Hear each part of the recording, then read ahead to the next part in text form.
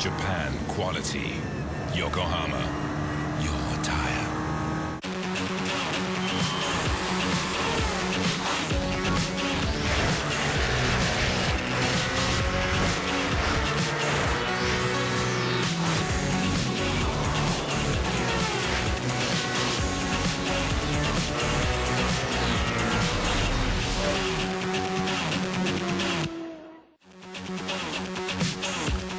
Good afternoon, everyone, and welcome to round 5 of the World Touring Car Championship, the race of Austria in the Salzburg Ring, a track first joined to the calendar last year, a very simple-looking layout, but a fantastic place to come racing, and a beautiful alpine valley, which has a river flowing all the way through the centre of it, and that is where we are situated. A 2.6-mile circuit, 4.2 kilometres, and a good place for BMW because the hard tyre degradation on the front-wheel drive cars. The lap record being eclipsed already this weekend. A very fast weekend to go racing, and there is the scene. A full capacity grandstand in the middle of your shot. The grid already filled with World Touring cars, and a lovely day. Overcast now, but we're getting ready for a very hot 2 races back-to-back. With me, I'm Ben Colston-Duras. With me alongside me is Matt Neal, and the temperature actually quite a lot more than we saw this morning. Hi, Ben. Yeah, it's the ambient is quite high, not as high as yesterday. The one we've got to be careful of, or the teams and drivers have got to be careful of, is rain is forecast. It's on the horizon. We've got some dark clouds looming over the hills of the valleys around us, and we could see showers creeping into the end of race 1 or possibly race 2. So that's going to spice things up for us a bit. It's a little bit of a story, but surely the main story that you've been reading about throughout the weekend is the story of the mass penalties from qualifying. A very strange situation that we had in qualifying. Everyone wanting to not lead the pack, and therefore they went so slowly that the FIA have deemed them to be driving too slowly on circuit. 15 penalties handed out after qualifying. Yeah, we've definitely got a real topsy-turvy grid for race 1. Slipstreaming is very critical around here. It's the fastest circuit we go to on the calendar, with one of the highest top speeds, but also the highest average speed. So slipstreaming is really critical to getting that fast lap time. And there was some real gamesmanship going on in Q2. Who wanted to lead, who didn't want to lead, and it ended up like a velodrome cycling scenario, and they all were going too slowly and were deemed to be going too slowly, and penalties have been handed out accordingly. But that does mean we've got some real quick guys. Here we go. That's just a quick view of what did happen. It actually got slower, and there was a bit of contact involved, which I think you can see. There you go, from Michelitz. He gets bumped as well. Nash comes through. He tries to get through the traffic, which is why he is one of the ones who's not being penalised. It meant that they all missed the checkered flag at the end for their final run in qualifying, which was the big hoo-ha, which a lot of the teams, some of the teams are upset about, some of the teams thought it was brilliant because their tactics had worked. So a very strange grid then. Michel Nukia on the pole position, although he actually only qualified in 5th spot. James Nash only was 10th fastest, but he's 2nd on the grid. Then Mehdi Banani, Mikhail Kozlowski in 4th spot. Bart, Franz Ensler as well in 6th. Mark Basseng and James Thompson, who didn't get even into the top 10 in qualifying after a problem with his larder. He starts 8th. Eng, Munich, Monge in 11th. And then the people who actually did qualify. McDowell, Muller, Huff, Chilton, Daste, all with penalties, all in the mid-pack. Going into that chicane, it's going to be very, very interesting. We've got 2 groups of quick people. We've got one lot with the Muller and the Chilton and the Huffs and the McDowells around the sort of the back end of the top 10, and then we have the Hondas at the back, which we're just seeing now. The 3 Hondas got pulled up on a technicality with their rear wing. Not a speed beneficial thing. It's just a rule's a rule, and it was a minor technicality indiscretion, but it means they have to start at the back of the grid for race 1.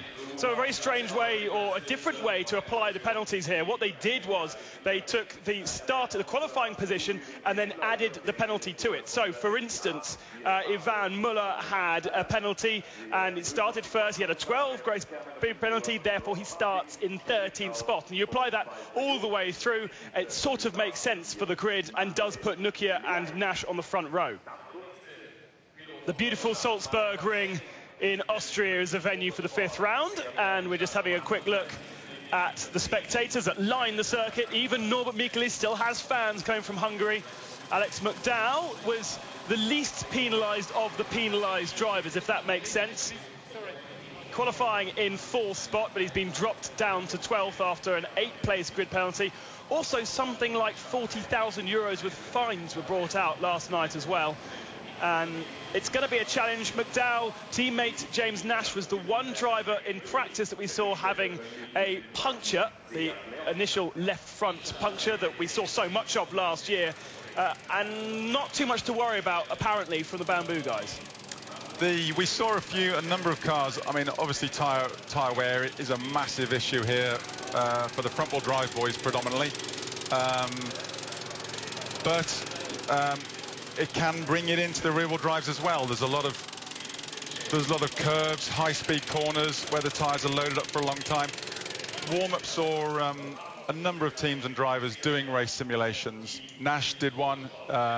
He didn't last that long. He got to about just over 50% of race distance, and he had a tyre failure. But Muller went longer, and he's in the Chevy as well as Nash. Very similar machinery. So I'm sure the Bamboo guys will have learned a lot from that. And when I went to see them, they were sitting pretty comfortably. There are 3 types of mood in the paddock from the drivers. There is happiness for some of the guys who've benefited. There's obviously anger and sadness. And then there are a few drivers who are incredibly nervous. René Munich, for one, starting in an unprecedented 10th position.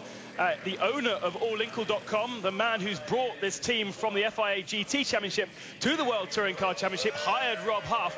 But really, he's not got the pace to be sitting mid-pack, and he's feeling the pressure for sure.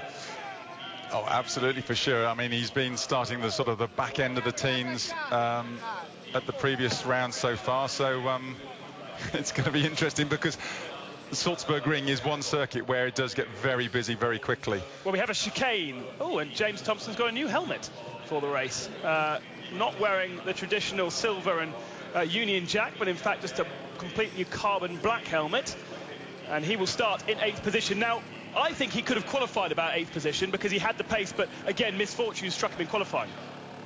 Yeah, Kozlowski did very well, Michael, and you know, Jimmy's had a little bit of pace on him. You know, just he knows the car, he knows the circuits.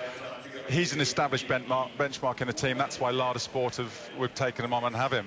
He, with his partnership with Marco as engineer. But it's going to be very interesting to see how they go on. He was very quick in morning warm-up.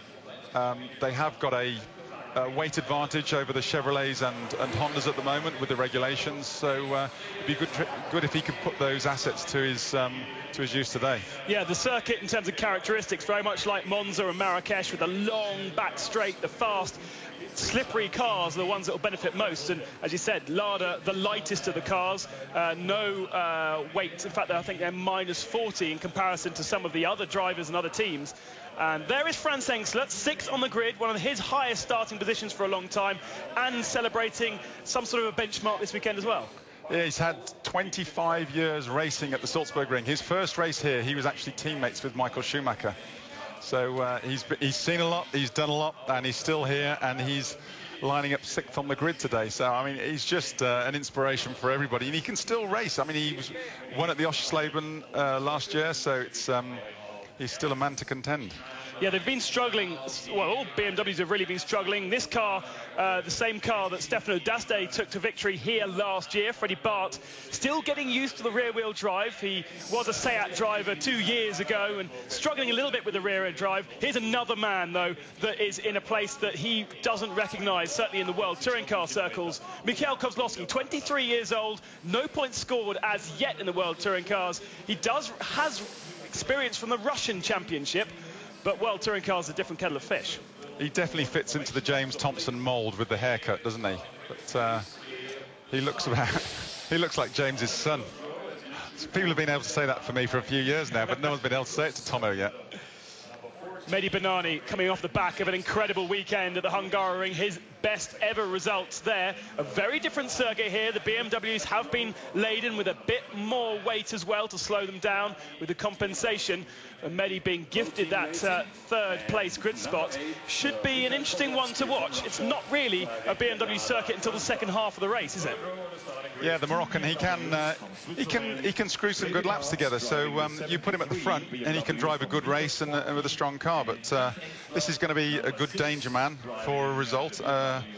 As long as he can keep the fighting clean with Nokia on the front row with James Nash, because we see him with the grids shake up. We see him on the front row for both races. So James got a chance for a really good, strong weekend. Yeah, he'll be on pole position for race 2, on the second spot for race 1. With Michael Nokia alongside. And Nokia has already taken a victory. Remember, the first race in Marrakesh, he took victory. And with the Chevrolet, with that power, with the slippery car, is it going to be it's going to be quite hard to pass him, isn't it? Well, we're just looking at Nokia now, and he does come across as a bit of a cheeky chappy. You know, he's got his Smurf in there, all smiles. But he is a determined, hard racer, and he's a definitely hard guy to fight against, as he showed in the Swedish Championship. But it'll be interesting to see how these two make out.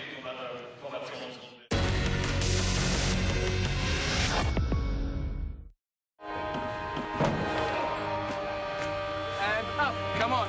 Life doesn't care what you look like. It's not here to judge you.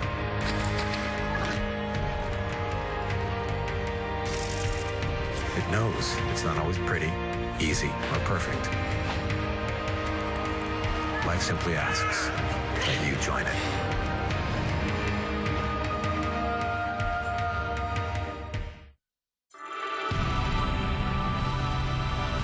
The road to freedom.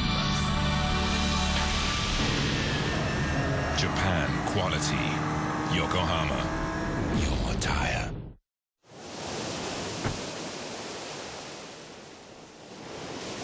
Holidays? No. Business? No. Friends? No. Why are you so far away from home? I have no idea.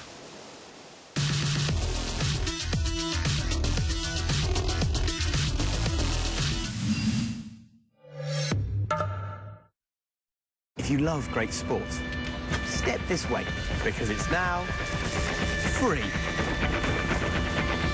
With top-pick Barclays Premier League matches, all the live Aviva Premiership rugby,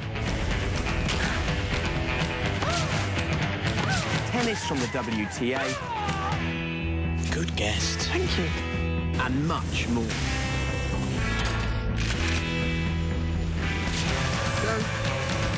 All on our new TV channels and free with BT Broadband.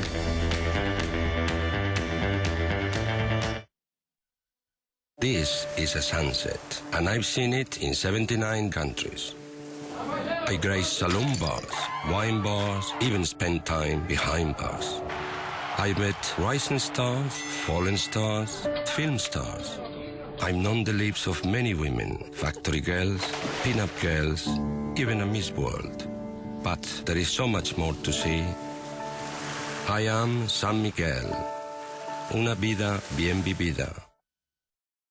Yesterday you were the Tullocks from Harlow, renowned parking space missers. Today, you're the Harlow Globetrotters, a family in perfect harmony. You swim from the same song sheet. Other families buy your photo at the end of the ride, your ping-pong black belts, even though it's your first go. You see, on a Virgin holiday to Florida, you're the stars, and you're digging your spoons right to the bottom of the Knickerbocker glory of mojo. Virgin Holidays, unleash your mojo. Auto protected.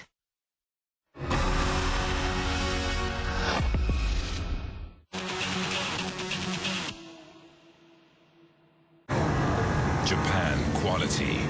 Yokohama, your tire. We're going to be hearing from Rob Huff on the warm-up lap.